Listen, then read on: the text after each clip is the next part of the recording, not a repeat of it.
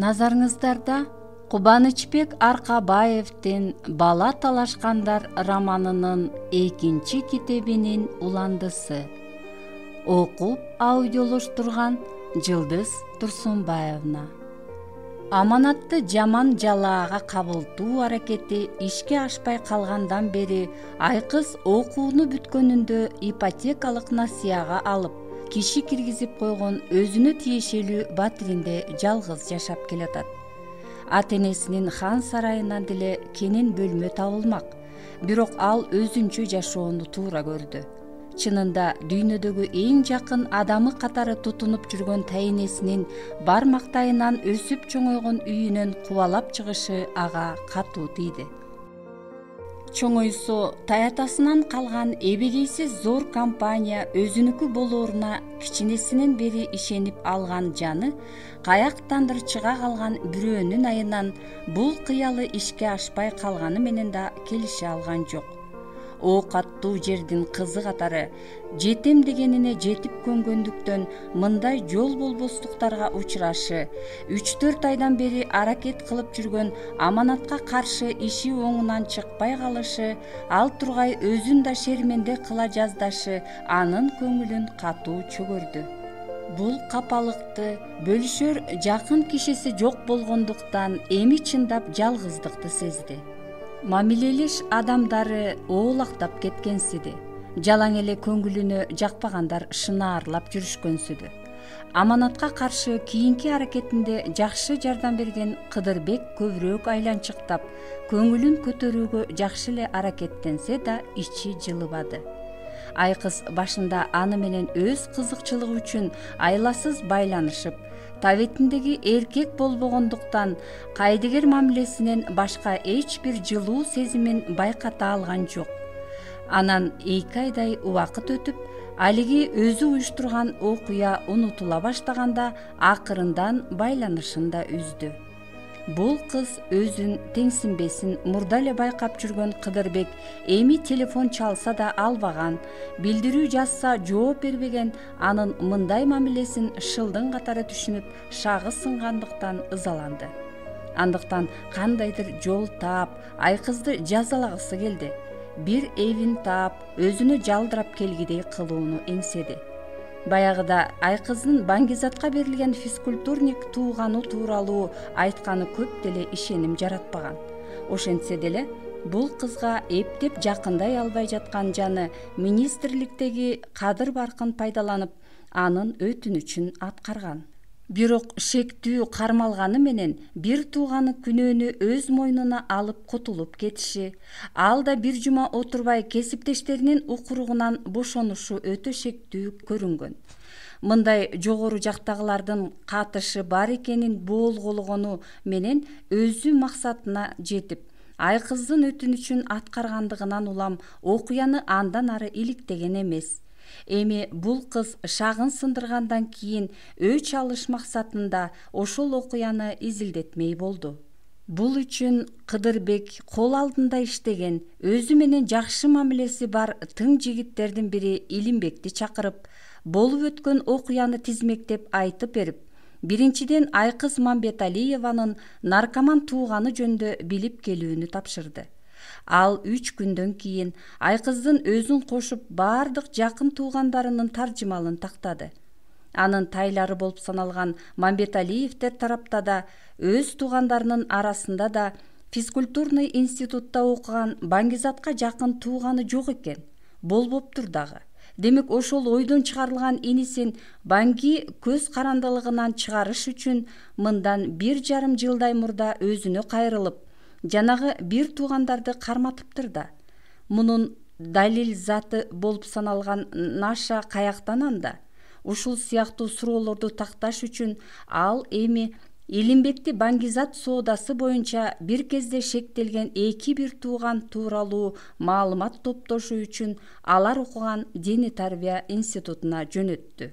Мындай иштерди изилдөөдө чеберчилиги арткан ал жытчыл машке сымал түз эле ошол окуя болуп өткөн окуу жайдын жатаканасына келип, дале болсо коменданттын архивинде жаткан кирип чыккандарды каттаган эски журналды карап, эки бир туугандын үйүнө Баңгизат табылганга чейин кимдер келип кетип жүргөнүн тактап, андан Элдияр Жунусов аттуу киши мында байма бай каттап жүрүп, ошондон кийин бир да келбегенин байкады.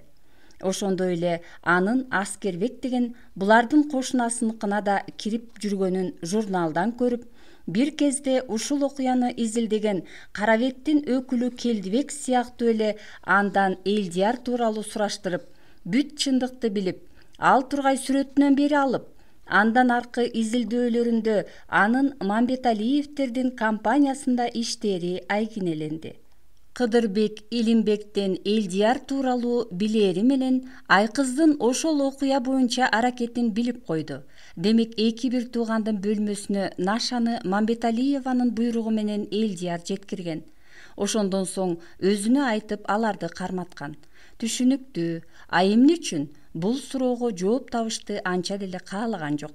Анын үстүнө мунун оңою менен табылбай турган жообу тереңде катылганын болгулоду. Анткен менен Кыдырбек өзүн Айкыз жөн гана пайдаланганын түшүндү. Мындан улам ага ого бетер жини келип, ан сайын өч алуу каалоосу күчөдү. Айкыздын аракетинде кылмыштуулук бар болгондуктан ичинен кымылдап, күндөрдүн биринде кол алдында иштеген тергөөчүгө эки бир туугандын Баңгизат менен кармалышы боюнча ишти кайра козготуп, Элдияр Жунусовду суракка чакыртты. Эч ак жасалган, эч ким билбей калды деген кылмышы үчүн ал суралып чыгаары менен күтүлгөндөй эле кийинки кездерде чалып атып ала албаган Айкыз өзү байланышып, иш чыгып калганын айтып, жолугуп сүйлөшүү үчүн кафеге чакырды. Кыдырбекке ушул эле керек болчу. Жолугушууга бул иш боюнча кабары жоктон бетер келип, кол алдындагы ишенимдүү кишисин милиция кайырмакка илип жүдөтүп жатканын айткан кыздын арызын угуп, жакшы дос катары жардам берерин убадалап сый көрүп кайтты. Айкыз деле Элдиярдын суракка чакырылышына Кыдырбектин тиешеси бар экенин болголоду. Бирок өзү күнөөлүү болгондон кийин эмне кыла алмак эле. Ал мындан улам бул менттин кайырмагына илингенин жакшы түшүндү. Андыктан чалса алып, чакырса барып, жок эле дегенде азырынча кылтыңдабай, бул өзүнүн табитине туура келбеген менттин айтканы менен болушу керек эле. Тайенеси үйдөн чыгарып койгондо Айкыз ата-энесине ыйлап келип, болгону болгондой айтып бергенде Альбина менен Аргын мындай кылууга өзүлөрү да макулдугун бергендиктен бейбаштыкка барганы туура эмес болгонун ооз учунан айтып, соорутум тим болушкан.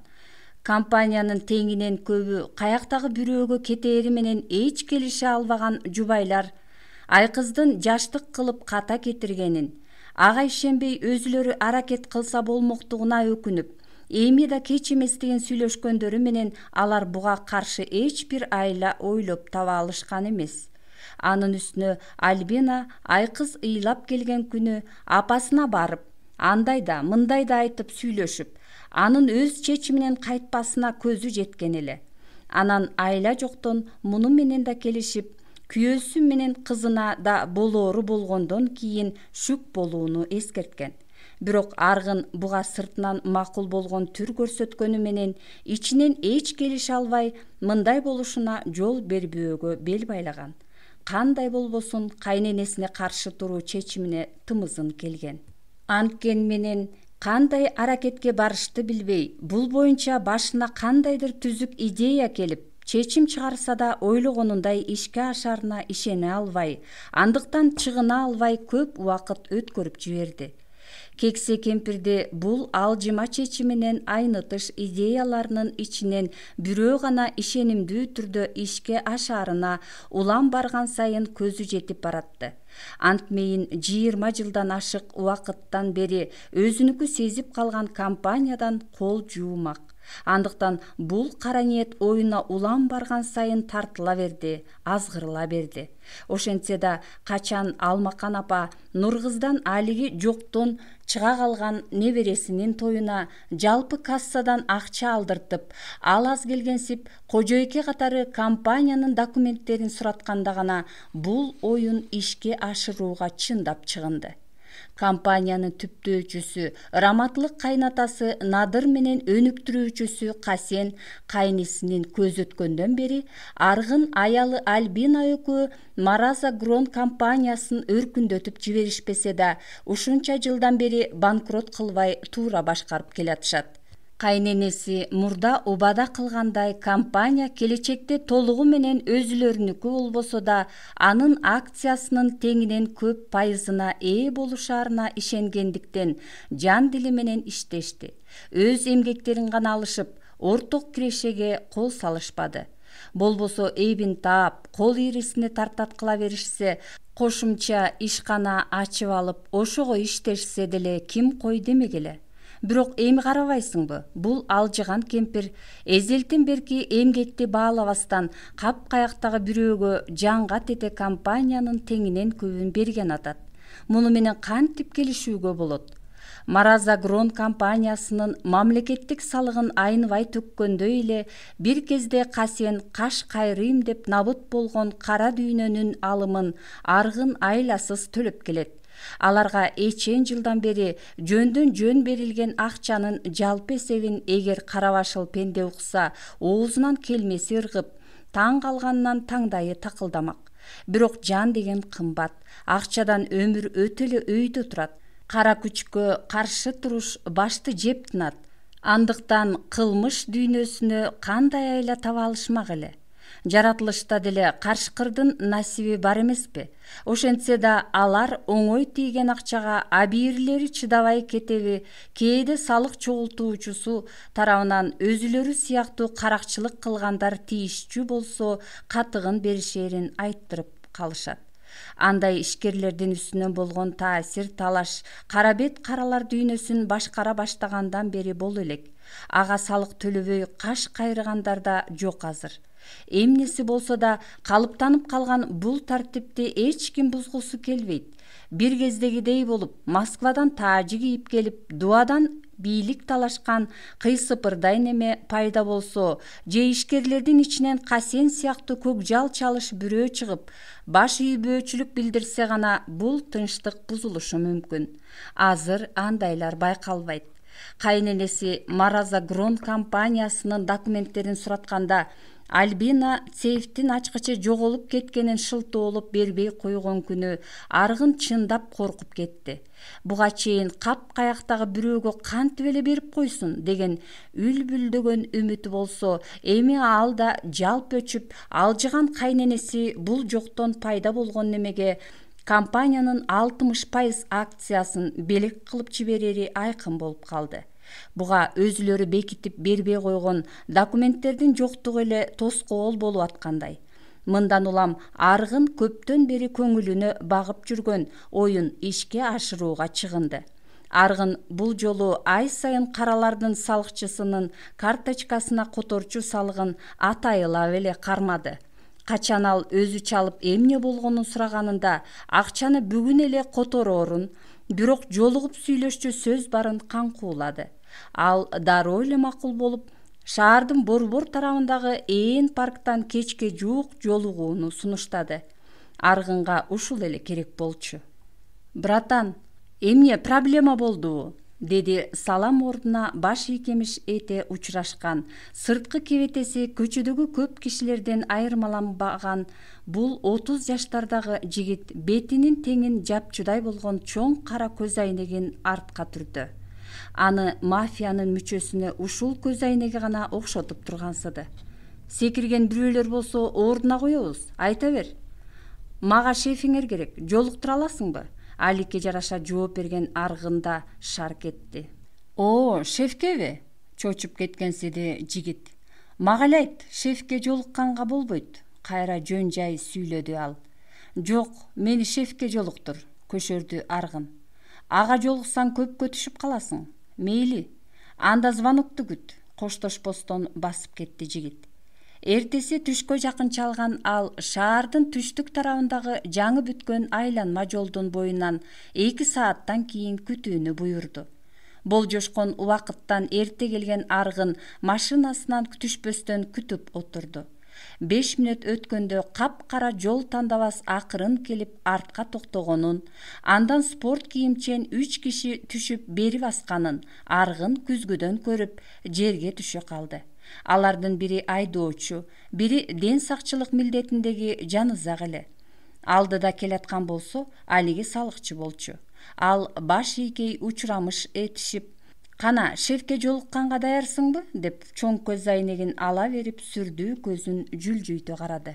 «Ооба» дегиче болбой, салыкчы артындагы жанызакка жол берип, ал күтүүсүздөн бүткөн боюн 2 колдой чапкылап, опузалап жибергенде бир булкунуп олурая карап алганы менен айласыздан шартка баш ийип туруп берди. Жанында кандайдыр куралы жок таза экенине көзү жеткенде, экөө эки жагынан коштой жол тандабасты карай алып жөнөштү.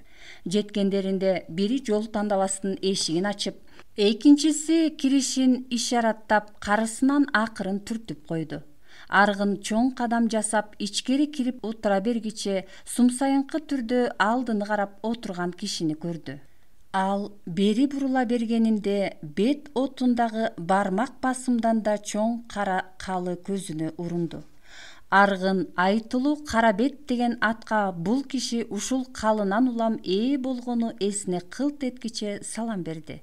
Кадыресе саламдашкан соң карылуу колун бооруна алып, кайчылаштыра калган Карабет кайрадан кабак чытай сумсайынкы тарта суроо узатты. «Менде эмне сөзүң бар? Сүйлөй бер». «Мен...» Аргын айтар сөзүн баятадан бери даярдап турса да мукактана түшүп улантты. «Мен Мамбеталиевтердин күйөө баласы Аргын деген болом. Сиз менен сүйлөшөйүн дегем». «Айтышты, эмнеше эле?» Тогетерин угууга шашылды Карабет. «Мен кайнатам өлгөндөн бери Мараза Грон компаниясын жетектеп келатам. Ушунча жылдан бери ай сайын сиздин дойлаңызды кечиктирбей төгүп жүрөм». «Аныңа рахмат. Бирөө тийиштиби? Эмне болгонун айтчы?» Карабет үнү жумшара түшкөнү менен кайра эле негизги сөзгө өтүүнү талап кылды. «Кайненемдин убадасы боюнча компаниянын теңинен көбү бизге тийиши керек болчу. Бирок ал кийинчерээк бул оюнан айныды. Ал ыраматтылык кайнагам Касендин никесиз туулган баласына биздин үлүштү берген атат». «Касенден бала калыптырбы?» Таң калганынан сөздү бөлгөн Карабет кайра эстей калып башын ийкеди. «А бул баягы Надыр кайнатаң өлөрүндө роддомдон чыгарган бала да, «Ооба, ошол. Аны Надыр Мамбеталиевдин өзүнүн баласы деп укпадык беле?» Карабет эми жанагы атамандык сөөлөтүнөн жанып кадыресе сүйлөшүүгө өттү. Андыктан Аргындын да тартынуусу жоголгонсуду. «Жок, Касендики экен. Эгер кайнатаныкы болсо, кайненем уккусу да келмек эмес». «Түшүнүктүү. Небереси болгон үчүн мурас бергиси келип аткан турбайбы?» «Ооба. Мунусу туура эле го дейм». «Жок, абдан адилетсиздик кылып атат. Компанияны ушунча жылдан бери биз мээнет менен өнүктүрүп келатсак, анан каяктагы бирөөгө кармата берсе, силерге эч нерсе берген жокпу? Өзүнүн 2 кызы менен 2 небере кызына 10% берип атат. Бул туура эле го. Мараза Грон компаниясынын 10% оңой эмес байлык. Анда аялым экөөбүздүн эмгегибиз абдан чоң. 20 жылдан бери тер төгүп келатабыз. Ошон үчүн компаниянын теңинен көп акциясы биздики болмок. Кемпир кантсе да өз тукумдарына кам көрүп аткан окшойт. Силер болсо Мамбеталиев эмессиңер да. Кыз деген кыз. Муну эми өзүңөрчө чечишип аларсыңар. Менде эмне жумушуң бар эле? Дал ушул маселени чечкенге жардам сурайын дегем. Бул силердин үй бүлөлүк маселеңер болсо, мен кантип жардам бере алмак элем? Муну чечүүнүн бир гана жолу калды. Үнүн басаңдата берип сырдуу сүйлөдү Аргын. «Кандай жолу?» Анын жаман сөз айтаарынан шектенген Карабет суроо узатты. «Орустар айтат го, нет человека, нет проблем деп». Аргындан ушундай сөз чыгарын алдын ала боолголосо да, Карабет каралар дүйнөсүнөн тыш адамдан бетер чоочуп кеткенсиди. «Охо, даже ушундайбы? Өтө катуу кетип аткан жоксуңбу?» «Айла жок, мындан башка жол калбады. Бул маселени чечпей кайра ырватып жибериши мүмкүн. Кемпир шекшип калчу болсо, берки 10%-дан да айрыласың. Анын үстүнө биринчи эле шек сага жаралган атпайбы? Ошон үчүн сизге кайрылып атам да. Ал бир кырсыкка учураса же өз жанын кыйса жакшы болот эле». «Түшүнүктүү. Адамды жок кылыш оңой эмес. Өзгөчө өз ажалынан өлгөндөй кылып. Ошон үчүн кымбатка түшөсүң. Мен төлөгөнгө даярмын. Айтыңыз канча? 10 тоголок, андан кем эмес. Бул биз менен ушунча жылдан берки иштешкениңер үчүн азайтылган эсеп болбосо. Түшүнүктүү. Бирок кепилдик бересизби? Жигиттин сөзү өлгөнчө өзү өлсүн деген. Иштен кичине эле кынтык кетирсек төлөбөсөң болот. Буйрутма качан аткарылышы керек? Кемпир компанияны ага жаздырганга чейин. Бул качан болбосун ишке ашып кетиши мүмкүн да. Ооба, бирок ага чейин биз да документтерди бербей жолтоо болгонго аракет кылабыз. Сиз буйрутманы кынтыксыз ишке ашырсаңыз болду. Өткөндөгүлөрдөй кылбайбы? Карабет Мамбеталиевтердин күйөө баласы өзүнө жолуккусу келип атканын салыкчысы билдиргенде эле өткөндөгү жанызак наша менен кармалган окуяны эстеп, мунун ошол ишке тиешеси бар экенин сезген. Эми болсо ал кылмыштын себебин түшүнүп суроо узатты. Кайсы? Студенттердин жатаканасына наша киргизилгендегидей. Анда кызыбыз жаштык кылды да, болбосо жакшы эле пландаштырылып аткарылган иш болчу. Жөн гана жолуңар болбой калды. Ооба, ошондо эле сизге кайрылсам болмок экен.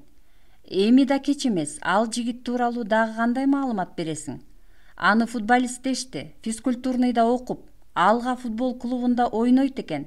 Түшүнүктүү, калганын өзүбүз иликтеп алабыз. Анда кол алышып коелу. Алышалы. Кыса кармашкан колдор бир заматта бир тагдырды тамам кылууга убадалашты. Бирок алар муну менен өз өмүрлөрү да тобокелдикке салынганын таназар алышпады. Бул аманат бир жума жоголуп кетип, жанызак 2 кызды ээрчитип Алга футбол клубуна издеп баргандан 2 күн мурда түзүлгөн келишим болчу. Карабет мындай абдан кылдат аракетти талап кылган буйрутманы чебер аткара ала турган башкесерин ошол эле күнү өзүнө чакырды. Ал Надыр менен Зареманы төрөт үйүнүн алдынан атайлап машина менен койдуруп, кайната менен келиндин бир заматта жанын алган Ибр Интернатский аттуу канкор болчу. Тагдырдын тамашасыбы, эми ушунча жыл өткөндөн кийин Надырдын ошондогу небересин жок кылуу тапшырмасын алып отурат. Буга Ибр таң калган деле жок.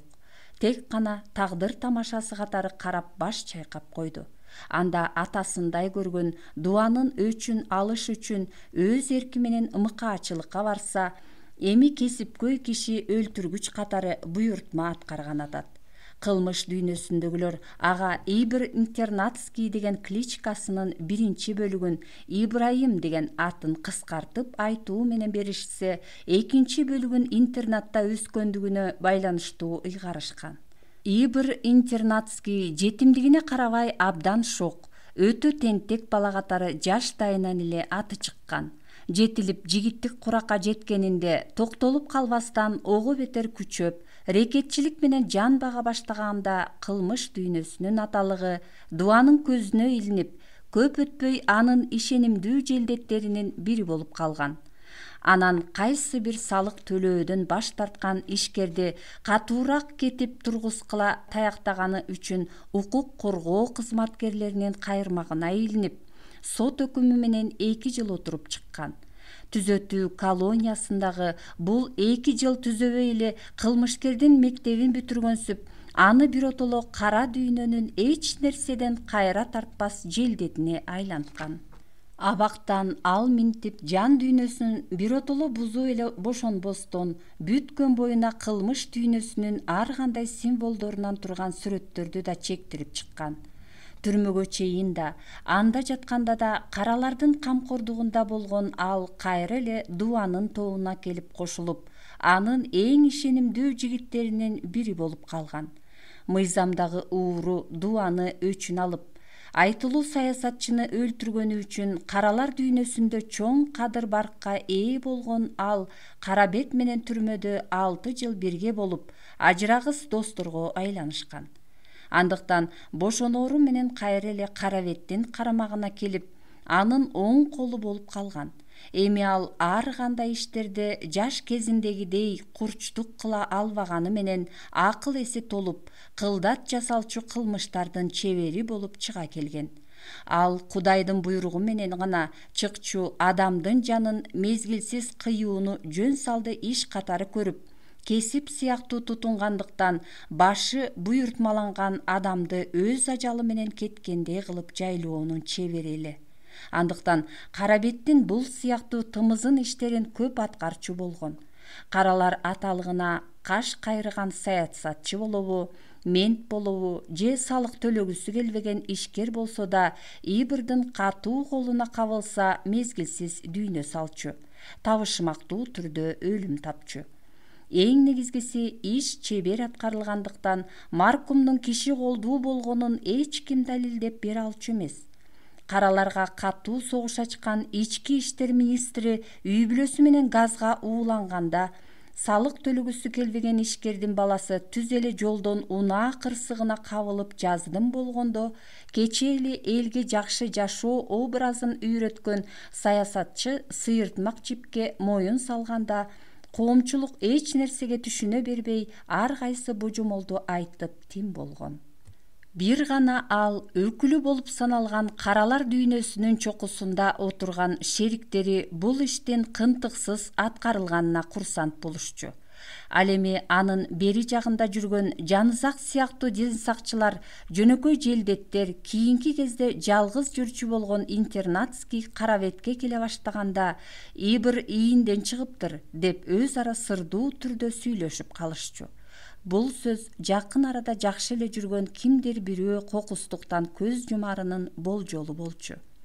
ИБРдин кесипкөй киши өлтүргүчтүк деңгээлинен алып караганда ага Аманат сыяктуу жөнөкөй футболистти жайлаш кыйынчылык жаратмак эмес.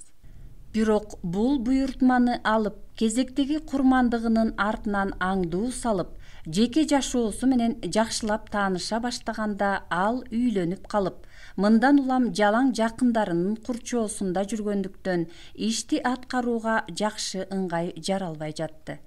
Жаштар айылда бир жума жүрүп келгенде да тойдун шарапаты менен кийинки 5-6 күндү жалгыз өткөрүшпөгөндүктөн Аманат боюнча маалыматты Аргын аркылуу Алмакан апа иштин жүрүшү боюнча кичүү кызы Наргиля менен телефон аркылуу кеңешип турду. Наргилядан Альбина угуп, ал Аргынга айтып атты. Алган ИБРге күтө турууга туура келди. Акыры жаш жубайлар Аманаттын тайлары белектеген Зариманын батирине көчүп келишкендиктеринде гана аларга жакындап келди. Тойдон кийин жаштардын жашоосу кадимки калыбына түшүп, ар кимиси өз иши менен алектене баштаганы менен экөө Туркияга кетүүгө камданып киришти. Арзу тыштан окуу бөлүмүнө которулуп, сыртка чыгууга жол берүүчү чет эл паспортун алууга шашылыш арыз жазып, акы төлөө жолу менен бул документти жакын арада алганы калды. Аманаттын бардык документтери жайында эле. Болгону клубка кабыл алынганын тастыктаган кагаздын Туркиядан келишин күтүп атышты. Айтор жаштардын жашоосу да, жашаган жери да өзгөрүшү үчүн убакыттын өтүшү гана жетишпей тургансыды. Ал арада ИБРда жаш жубайлардын жакын арада Туркияга жөнүп кетишээрин билип, шашылыш аракетке бара баштады. Анткени Аманат Бишкекте жүргөндө көзүн тазалабаса, Туркияга кетип калса иши татаалдашмак. Ал жака деле колу жетип, максатын ишке ашырса болот дечи. Бирок бөтөн эл деген бөтөн эл, билбеген жерден ой чуңкуру көп, андыктан жолу болбой калышы мүмкүн. Ошондуктан ИБР ыкчамдады. Ал Аманаттын үйү жайгашкан айлананы гана эмес, подъездин, лифтисин изилдеп, кошуналарынын кимдер экенин билди. Кудай жалгап мында дегеле бул арада видеокамера жок экен. Болбосо буйртманы аткарыш кыйындамак. Подъездинин эшиги бекитилбейт экен. Үйдүн эски эшигине жөнөкөй кулпу салыныптыр. Ал тургай 2 жаш жокто кандай кулпу болбосун зым менен ачып бекитээр өнөрүн колдонуп, алардын үйүнө кирип, бөлмөлөрдү кыдырып, жаткан ордун, ичкен тамагын, суусун, газын, светин, ажаатканасынан бери изилдеп, булар аркылуу үй ээлерин жаздым кылуу жолдорун ойлонуштурду. Ал азыр эле экөө чай ичкен чайнекке же 10 литрлик желим идиштеги бир аз бөксөргөн таза сууга күчтүү уу кошмок болду. Мындай кылса кылмышынын жиги билинмек эмес. Бирок ийгиликке 50% гана кепилдик бар болчу. Анткени сууну жигиттен мурда келин же башка бирөө ичиши мүмкүн эле. Анда көздөгөн кишиси жабыр тартпай, тескерисинче бул атайын жасалган иш экенинен шекшип калып, тапшырманын аткарылышы татаалданмак. Андыктан мындан айныды да түнкүсүн уктап жаткандарында ушундай жол менен акырын кирип, газдын эки көзүн толук ачып чыгып кетүүнү туура көрдү. Мындай кылса кокусунан ойгонуп кетип эле аман калышпаса, экөө тең газга ууланып мерт кетишмек. Мунун ишке ашуусу 90% болчу.